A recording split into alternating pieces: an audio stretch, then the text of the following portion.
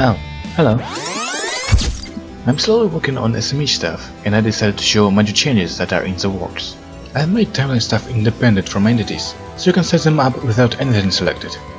However, that does mean that your timeline presets will not change when switching between entities, so it is possible to save timeline presets through Properties window, from where you can quickly switch between saved presets. With this change, SMH save preset isn't really needed, and the folder that it used will now store your presets. This change allows the following function to work without much weirdness: selecting multiple entities if you hold down Shift. This will allow you to record multiple entities at once and move their keyframes around. If you select an entity without Shift, it will only select that entity, and you can edit its keyframes as usual. And as another thing I've happened to put in so far, make JPEG command is now much faster.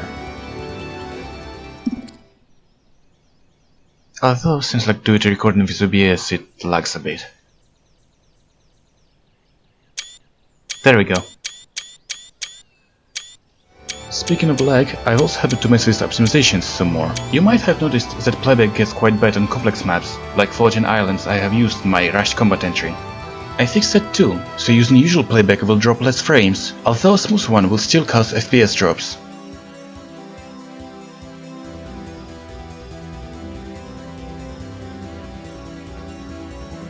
Playback will get even better once I remove the lights. So, if anyone would like to know what was causing such FPS drop, I can show it through Ragdoll Mover.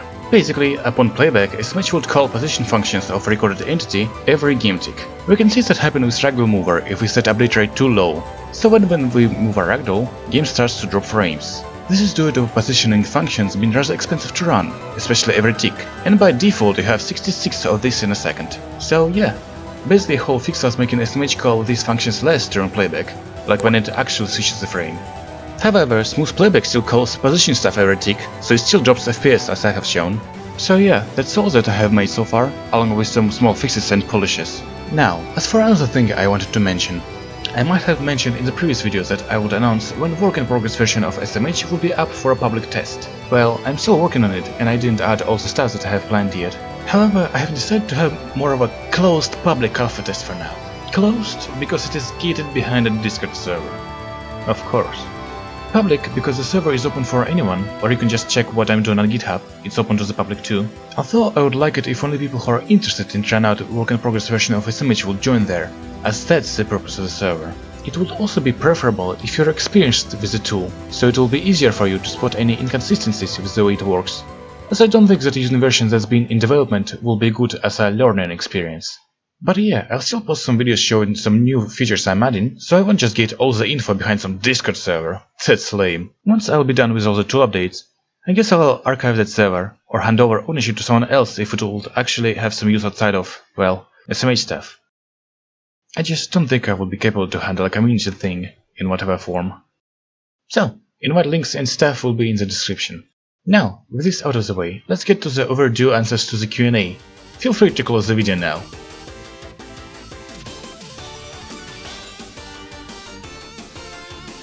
Blend curves? Is it basically the Bezier curves stuff like SFM and Blender have? I was thinking to try to see if I can do something about that. However, I cannot make any promises, for I have broken enough of those already. I believe that keyframes and curves will be possible to implement without a need for separating them in any way for performance reasons. You are welcome. Selfishness, really. Felt like tools that were used could be better.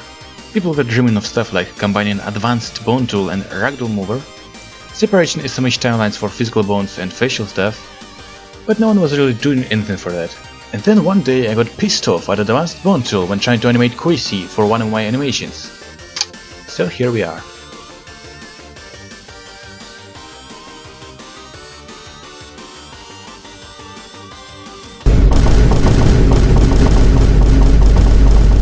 Very.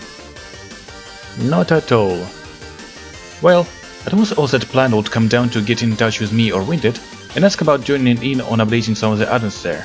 Or just get on GitHub, do a thing and submit a pull request and I'll check it and merge it if all will be fine.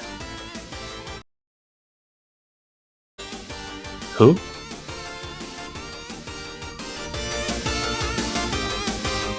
Ah, ETU.